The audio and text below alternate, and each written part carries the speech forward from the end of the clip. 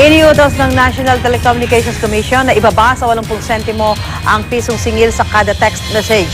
Ipinababalik din sa subscribers ang 20 sentimong nasingil sa pagpapadala ng text sa ibang network mula 2011.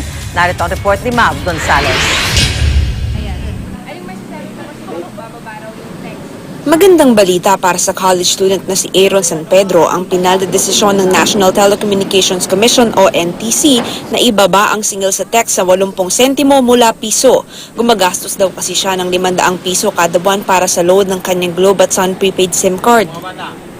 Siyempre yung parang kahit pa paano, kung wala kaming pan-text ngayon, meron kaming magagamit pa na extra na bagong darating. Yun.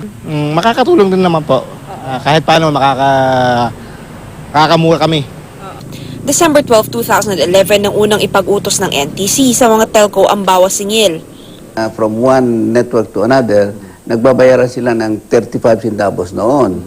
So sabi ng NTC, ibaba nyo yan to 15 centavos. They did, no? Binaba nila. So yung 20 centavos na natipid nila, kasi hindi nila ibabayad yun eh. So dapat mapunta sa consumer.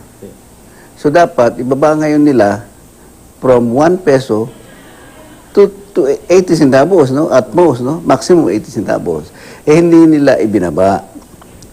So ang ginawa ng commission din kasi ayaw nilang ibaba, so dinimanda sila. Reklamo noon ng mga subscriber, hindi naman daw bumaba ang singil ng mga network provider sa kabila ng utos ng NTC.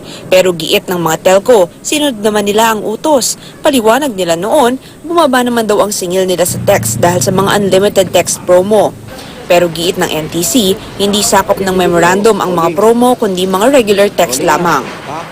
Multang 200 pesos kada araw mula December 1, 2011 hanggang maipatupad nila ang pagbaba ng SMS rate at refund ang ipapataw sa mga telcom.